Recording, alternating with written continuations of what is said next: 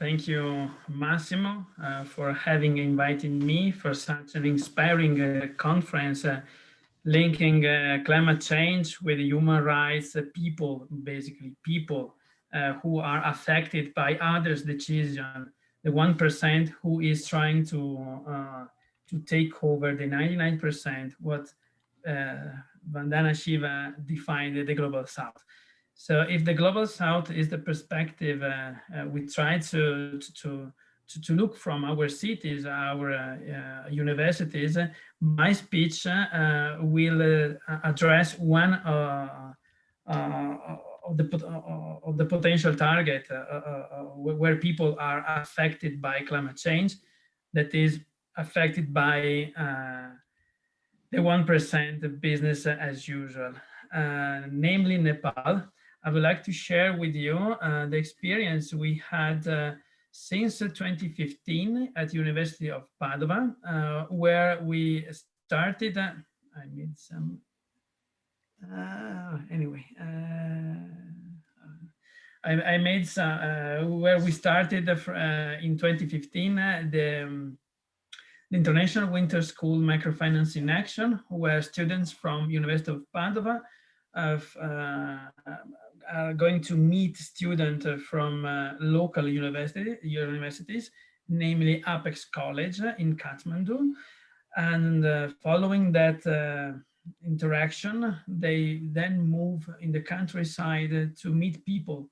People, as you said in the morning session, are our laboratories.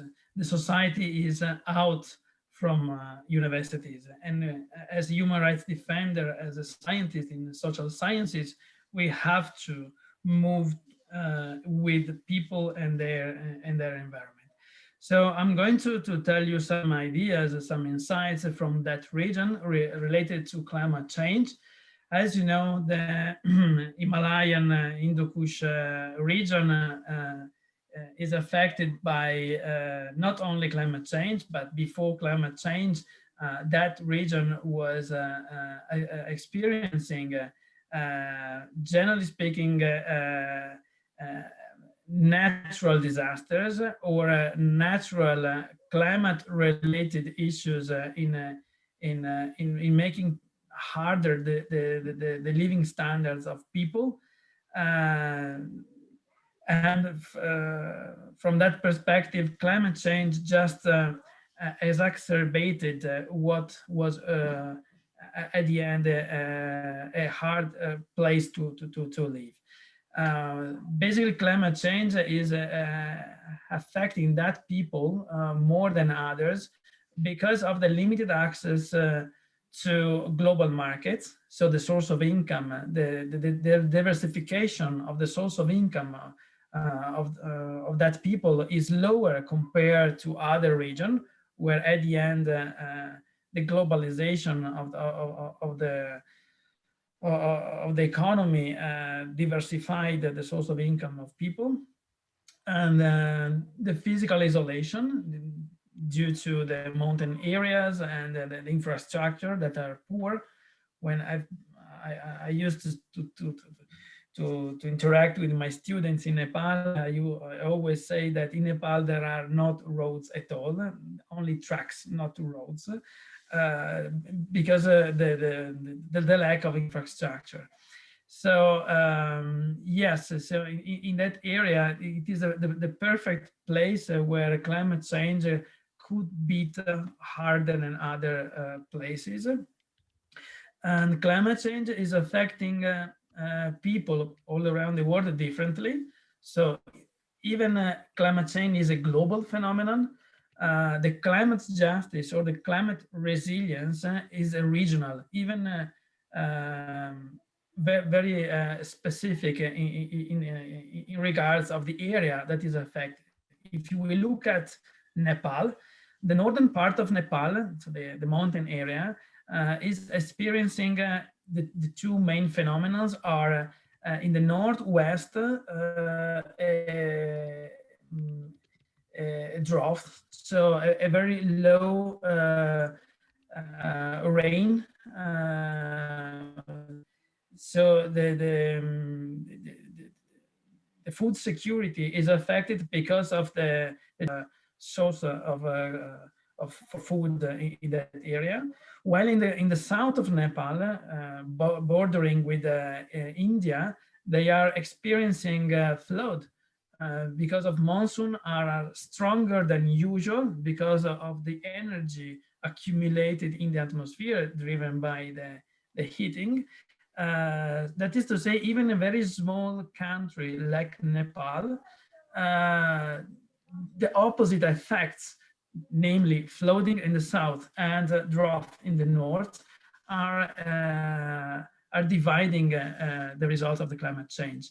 And of course, the glaciers are melting, so the source of water and the infrastructure are also, like hydropower, are experiencing a tangible effect. So if this is the global phenomenon, and we have to look at regional effects, what we try to figure out in our research, in our also teaching experience, is to go on the ground and with the face-to-face with people, try to understand how to cope with climate change. So far, I'm referring to Nepal, but to complete the full picture in our approach at University of Padova in my courses, I have to mention also Uganda, where my assistant Sati Elif Khan Ozbek is helping me both in research in regards of climate change in Uganda and regarding the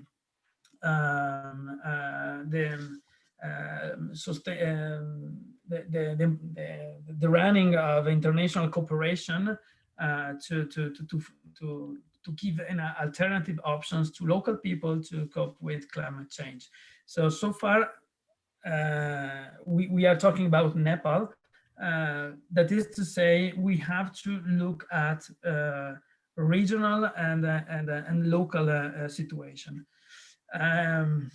So let's back to Nepal. Adaptation in Nepal, or adaptation generally speaking, calls for 3 areas of intervention to keep your house secure after flooding or after the extreme natural events we are experiencing all around the world due to the more power in the atmosphere, because heating is basically energy. So energy drives more extraordinary events in regards of the cycle of the water. But yet water might be scarce wherever is the draft or the limitation of rainy patterns or the unpredictable patterns of rainy season. And from water to food, the step is very close. So water and food security are the area of intervention for adaptation. And last but not least, because this is the link with the microfinance, to secure the existing business. Whatever is the business, it might be affected by climate change.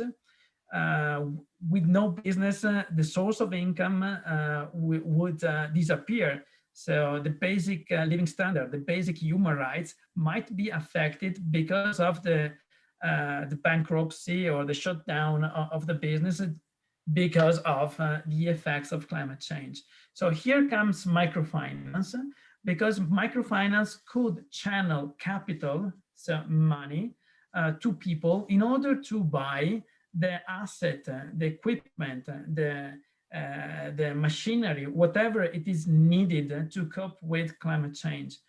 Unfortunately, in a free market, what you need is not for free. If you need a solar panel, if you need a water pump, if you need a borehole, whatever you need, it's not for free. The basic idea of microfinance is that the capital needed to buy the asset you need could be provided to you if your business is profitable. So here comes also the idea that coping with climate change, microfinance could also secure the business providing the capital to buy asset needed to make it more sustainable in climate change. So the idea behind microfinance is that basically empowering people, so to help people to help themselves by their own business.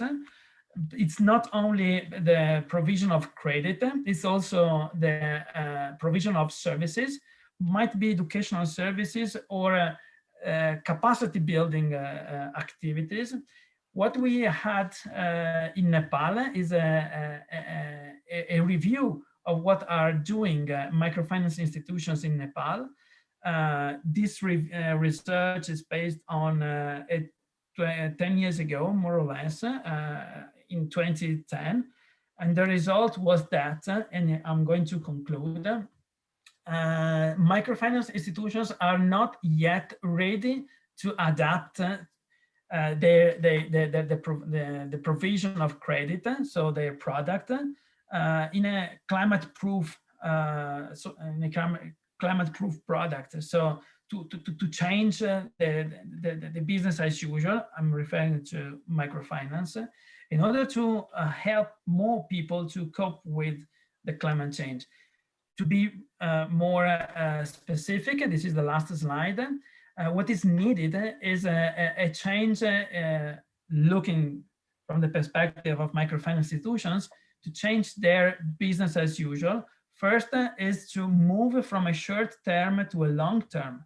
Adaptation is not a matter of 1 week or 1 month or 1 year, but so far 1 year is the maximum length of credit provided to people. On a weekly basis, it's repayment, the most frequent repayment pattern. So the standard way of doing microfinance is not designed to cope with climate change. That calls for intervention that look to at least a couple of years. For example, look at the case of switching from a crop from a kind of rice to another kind of more robust, more specific crop in that new context. You will see the results in a couple of years, not just in 1 season. So the change of the term from short term to long term, the change of the repayment on a weekly basis might not be the case if you are waiting for a long-term solution, and including training for loans for educational. Again, we are in the house of education, we are in the universities. Education also on practical skills to modify the traditional way in agriculture, for example, call for a specific skills that might be acquired in universities or in specific schools. But again, in a free market, you have to pay the tuition fees, you have to pay for go to school. Here might come the microfinance options that could provide for free the educational trainings in order to launch the new business that is climate proof. The bad side of this story is that without a sustainable business, microfinance would never solve the problem, because microfinance is based on business. If the business is not profitable, or in there is no market for your product or services, the service of microfinance would not solve your problem. So from one side, the good news is just to modify the standard offer of microfinance institutions. The bad news might be in places where the business is not profitable. Behind me, there is Amazonia. In Amazonia, there are not business to run that are part of the problem, so they can't be the solution. But in that case, microfinance could never be the solution to cope with climate change.